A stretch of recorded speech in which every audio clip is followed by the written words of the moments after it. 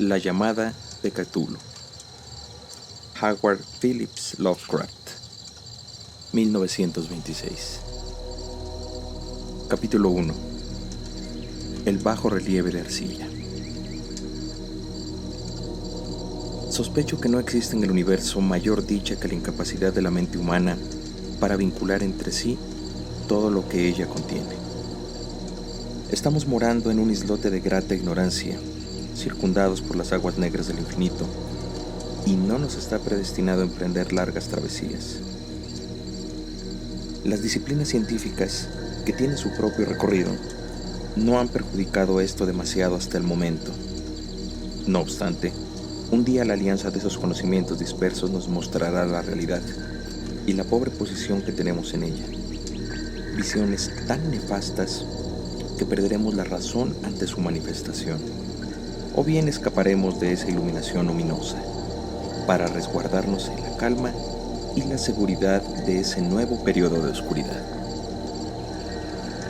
La magnífica grandeza del ciclo cósmico en el que nuestro planeta y nuestra especie no son otra cosa que pequeños episodios ha sido vislumbrada por ciertos teósofos.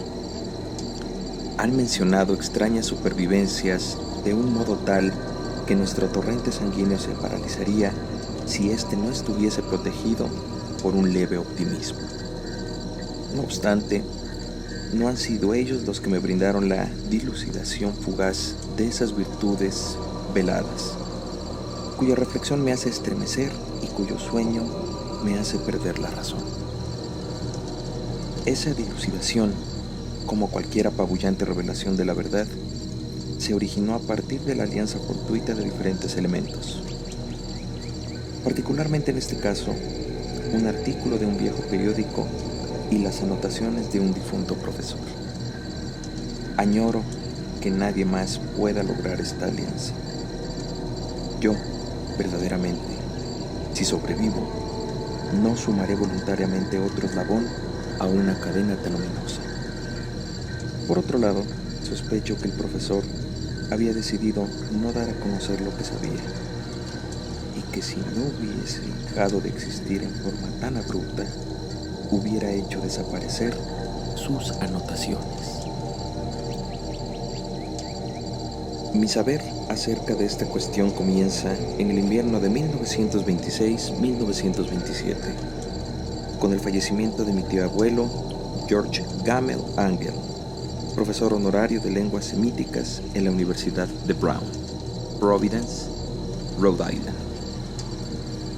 El profesor Angell era una eminencia mayoritariamente reconocida en cuanto a inscripciones antiguas, y a él se dirigían frecuentemente los conservadores de los museos más importantes.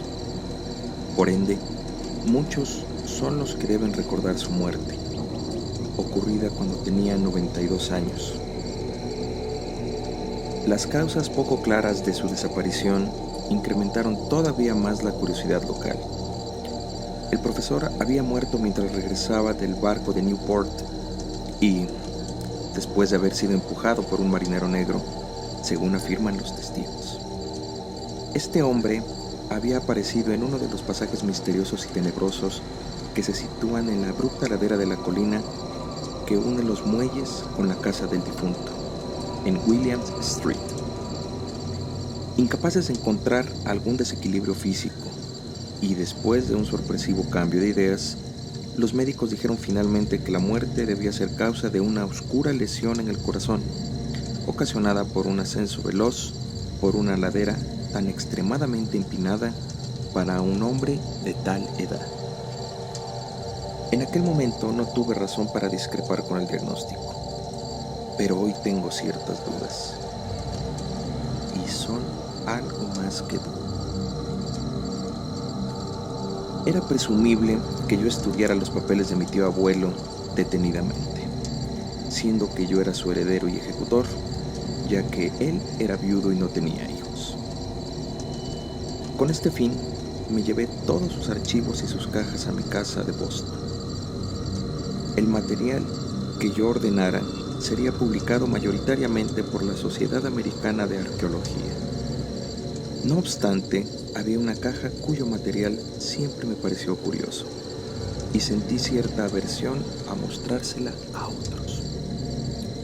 Estaba cerrada y solo encontré la llave cuando se me ocurrió analizar el llavero que el profesor llevaba siempre encima.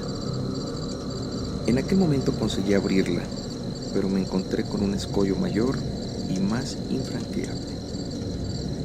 ¿Qué podía significar ese curioso bajorrelieve de arcilla y esas anotaciones, recortes y notas de periódicos viejos?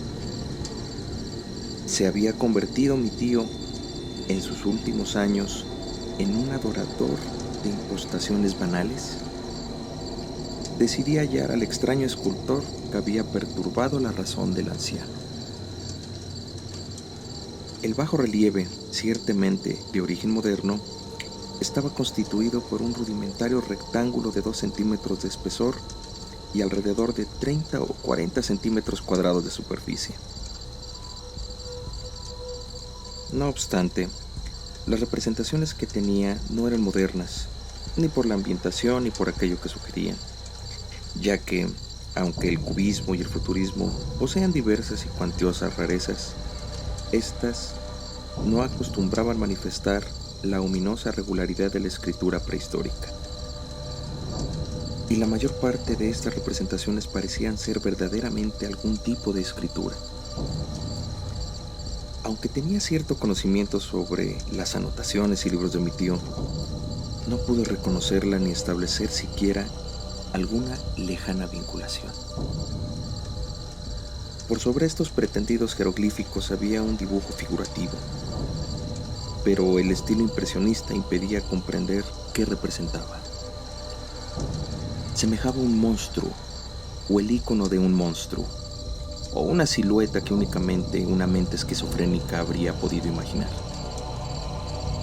Al afirmar que mi mente, algo compleja, vio en él simultáneamente un pulpo, un dragón y la caricatura de un hombre, no me alejo del espíritu del dibujo. Sobre un cuerpo ridículo y lleno de escamas y con unas toscas alas, estaba emplazada una cabeza pulposa y con una aureola de tentáculo.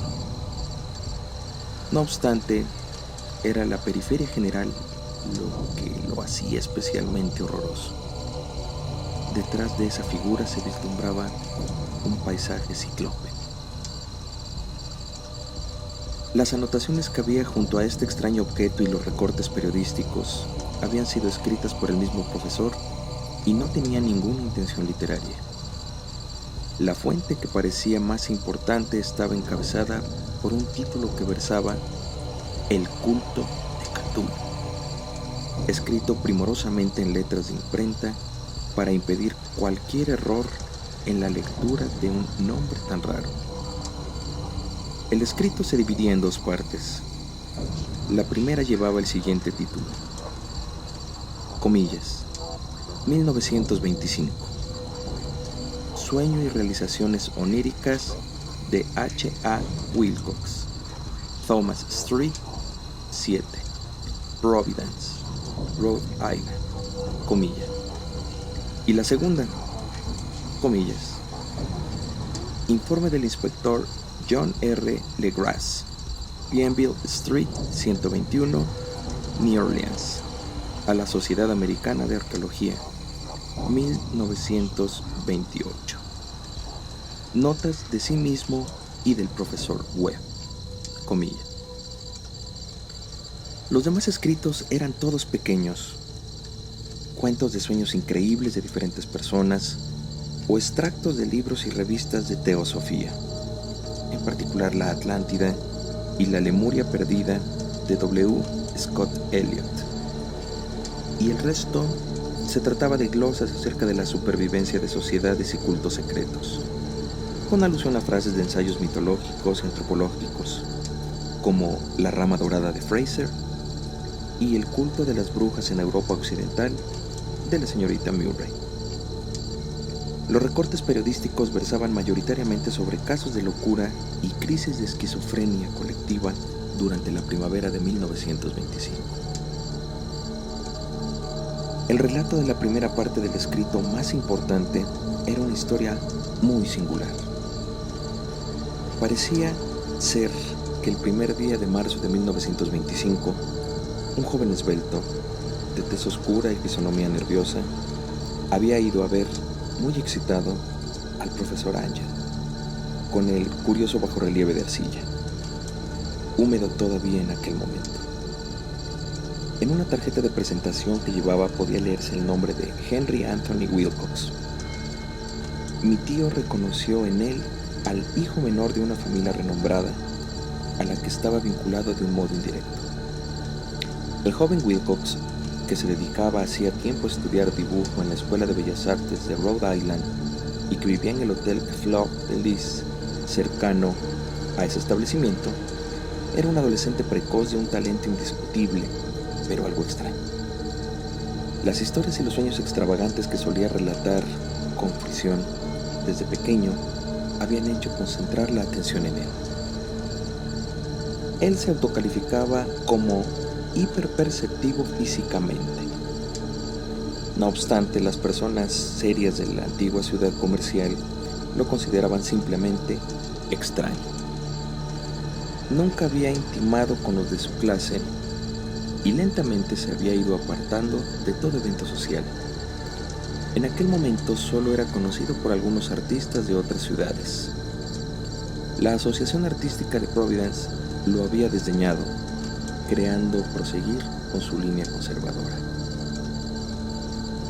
Según el escrito, en aquel encuentro el artista había solicitado imperiosamente la ayuda de los conocimientos arqueológicos del profesor para descifrar los jeroglíficos. Este joven se expresaba de un modo irreverente y artificioso que no permitía ninguna simpatía. Mi tío le respondió discretamente, dado que la escasa longevidad de aquella tabla denotaba que no había vinculación con la disciplina arqueológica. Lo que Wilcox dijo a su vez, que debió ser demasiado impresionante para que mi tío lo transcribiera punto por punto, tuvo ese ímpetu poético que era propio de su discurso. Ciertamente es nueva, dijo, pues la tallé anoche mientras soñaba con comarcas extrañas, sueños que son más antiguos que la reflexiva Tiro, la atenta Esfinge o incluso Babilonia, rodeada de jardines. Entonces comenzó a relatar una historia confusa que súbitamente despertó un recuerdo en mi tío. El anciano se sintió vehementemente interesado. Se había producido un pequeño sismo la noche anterior, el más intenso de los que habían ocurrido en New England los últimos años, que había perturbado seriamente la imaginación de Wilcox. Estando en su cama, vio en sueños, por primera vez en su vida, comarcas ciclópeas de enormes bloques de piedra y gigantescas esculturas ominosas de un horror palpitante que rezumbaban un lino de color verde. Las paredes y las columnas estaban cubiertas de jeroglíficos y del fondo de la tierra, desde algún sitio impreciso, salía una voz que no era exactamente una voz, más bien una percepción extraña que únicamente la imaginación podía interpretar como sonidos, y que él trató de traducir a través de esta unión de letras casi impronunciable. Cthulhu Fta'un. Esta mixtura de letras fue la clave del recuerdo que alteró y emocionó al profesor Ángel. Entonces inquirió el artista con una curiosidad científica y analizó frenéticamente el bajo relieve que el joven había tallado en sueños, enfundado en su ropa de dormir y tiritando de frío. Mi tío, según dijo más tarde Wilcox, responsabilizó a su edad avanzada el no haber recordado rápidamente a los jeroglíficos y el dibujo. Al visitante muchas preguntas le parecieron irrelevantes, particularmente las que intentaban vincularlo con asociaciones y ritos extraños. Y además Wilcox no entendió por qué mi tío le aseguró muchas veces que no lo delataría si confesaba pertenecer a una de esas sectas paganas o místicas. Finalmente, Cuando el profesor se convenció de que Wilcox desconocía verdaderamente cualquier ritual o disciplina secreta, le solicitó que no dejara de informarle acerca de sus sueños. Esta solicitud tuvo una respuesta, pues el escrito relata después de aquella primera entrevista visitas diarias del joven y describe sus inigualables visiones nocturnas, donde habitualmente se veían edificaciones ciclópeas de piedra, oscuras y húmedas, y una voz o entidad subyacente que expresaba incesantemente algo incomprensible en llamadas abstrusas y resonantes. Los dos sonidos que se repetían mayoritariamente eran los representados por las palabras Cthulhu y Rile. De acuerdo con el escrito, el 23 de marzo Wilcox no concurrió a la entrevista. Una averiguación realizada en el hotel dio cuenta de que había sido afectado por una fiebre de origen ignoto y que había sido llevado a Waterman Street, a casa de sus padres. Había comenzado a gritar en la mitad de la noche, despertando a otros artistas que vivían en el hotel, y desde ese momento había estado alternativamente inconsciente o delirante. Mi tío se comunicó inmediatamente con su familia. Desde entonces siguió el caso, visitando frecuentemente al Dr. Toby en su oficina de Bayer Street, quien era médico de cabecera del joven. La psiquis fermentada de Wilcox parecía nutrir imágenes extrañas. El médico se sobresaltaba al recordarlas. Estas incluían una reiteración de sueños anteriores y también una entidad enorme de varios kilómetros de alto que se arrastraba o se trasladaba pesadamente. Wilcox nunca la describía pormenorizadamente. No obstante, las escasas palabras insensatas que recordaba el Dr. Toby dieron la pauta al profesor de que se trataba de la criatura que el joven artista había querido representar. El médico agregó que cada vez que Wilcox se refería a su tallado, se sumergía rápida e inexorablemente en una especie de somnolencia. Era singular que su temperatura no estuviera nunca por encima de lo normal. No obstante, su estado semejaba aún más una fiebre repentina y no una perturbación mental. El 2 de abril a las 3 de la tarde, el malestar terminó repentinamente. Wilcox se incorporó en su lecho, sorprendiéndose de estar en la casa de sus padres y desconociendo por completo lo que había sucedido en sus sueños o en la realidad desde el día 22 de marzo. En 3 días volvió a su hotel, puesto que el médico declaró que estaba repuesto. Pero ya no fue útil para el profesor Angel. Su malestar había desaparecido junto con todos aquellos sueños, de modo que luego de escuchar durante una semana las narraciones inútiles y anodinas de unas representaciones comunes, mi tío no continuó transcribiendo las ideas nocturnas del artista. En este punto culminaba la primera parte del escrito. No obstante, las numerosas notas invitaban certeramente a reflexionar. Únicamente mi filosofía de un férreo escepticismo podía explicar mi perseverante desconfianza. Las notas contaban lo que habían soñado muchas personas durante el mismo tiempo en que el joven Wilcox había tenido sus ominosas epifanías. Parecía que mi tío había organizado velozmente una gran encuesta entre todos los que podían inquirir sin restricciones, solicitándoles que le narraran sus sueños y le precisaran las fechas que sus extravagantes revelaciones. Las respuestas fueron diversas, pero el profesor recibió muchas más que las que hubiera conseguido cualquier otro sin la colaboración de un secretario. Aunque no conservaba las cartas originales, las notas conformaban un resumen completo y eficaz. Los aristócratas y hombres de negocio, la clásica sal de la tierra de New England, aportaron un resultado absolutamente negativo, aunque hubo algunos casos de relatos de huellas nocturnas ocurridos entre el 13 de marzo y el 2 de abril, periodo de perturbación del joven escultor. Los intelectuales tampoco parecieron afectados. aunque al menos 4 de ellos informaron confusas descripciones que sugerían una visión efímera de parajes extraños, y uno de ellos mencionaba el miedo hacia algo anormal. Las respuestas más adecuadas provenían de artistas y poetas, quienes hubieran empalidecido de terror si hubieran comparado sus informes.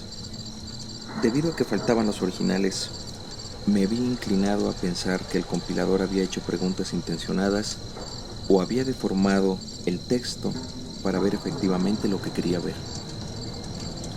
Por eso, sostuve que Wilcox había estado mintiéndole a mi tío en virtud de conocer los documentos que él había juntado. Las respuestas de los artistas daban cuenta de una historia muy inquietante. La mayoría de ellos había tenido sueños demasiado extraños desde el 28 de febrero y el 2 de abril, y estos habían alcanzado una intensidad suprema durante el periodo febril del escultor. Un cuarto de estos artistas mencionaba ruidos y escenarios semejantes a los que Wilcox había descrito, y algunos admitían su pánico ante una criatura ignota y gigantesca. Había un caso particularmente lamentable que las anotaciones contaban con especial ímpetu. Era el caso de un arquitecto muy célebre, proclive al esoterismo y a la teosofía, que había enloquecido la noche en que llevaron al joven Wilcox a casa de sus padres y que murió meses después pidiendo desesperadamente que lo pusieran a salvo de algún ser salido del averno. Si mi tío no hubiese eliminado los nombres de estos casos transformándolos en números, yo hubiera podido hacer mi propia investigación. De modo tal que, dado el estado de las cosas, solo pude encontrar a pocos de ellos. Los que hallé, sin embargo, corroboraron las anotaciones de mi tío. Hubiera querido saber muchas veces si todos los que había inquirido el profesor Angell habrían estado tan intrigados como los de este grupo. Yo jamás les di explicaciones y creo que es mejor de este modo. Los recortes periodísticos versaban, tal como ya he mencionado, acerca de casos de esquizofrenia, rarezas y manías ocurridos en ese periodo. El profesor Angell debió haber acudido a una agencia de recortes, ya que estos eran maravillosamente cuantiosos y, por otro lado, procedían de todas partes del mundo. Uno de ellos relataban un suicidio durante la noche. Se trataba de un hombre que se había arrojado por la ventana luego de estremecerse en un horrible alarido. Un fanático anunciaba en una oscura carta al responsable de un periódico norteamericano que se avecinaba, según sus visiones, un futuro ominoso. Un corresponsal de California informaba que una colonia teosófica había iniciado el uso de unos atuendos blancos ante la inminencia de un suceso glorioso, que nunca ocurría, mientras que ciertas noticias de la India contaban discretamente una profunda perturbación de los nativos ocurrida hacia finales de marzo. En Haití se habían multiplicado las orgías vudúes y en África se habían y se hablaban de cánticos incomprensibles. En Filipinas, los agentes norteamericanos habían tenido ciertos problemas con las tribus nativas, y en Nueva York, el 22 de marzo, habían sido perturbados por revueltas de histeria. En el oeste de Irlanda también circularon extrañas habladurías, y un pintor llamado Arthur Avenant mostró en 1926 un paisaje de sueño de tinte sacrílego en el Salón de Primavera de París. A su vez, los disturbios acaecidos en las clínicas psiquiátricas fueron tantos que únicamente un hecho milagroso pudo negarle a los médicos la intuición de semejanzas y conclusiones repentinas. Ciertamente, era una extraña colección de recortes. Solo hoy comprendo duramente el racionalismo exacerbado que me llevó a hacerlas a un lado. No obstante, me convencí de que Wilcox había sabido por el profesor de los sucesos ocurridos con anterioridad.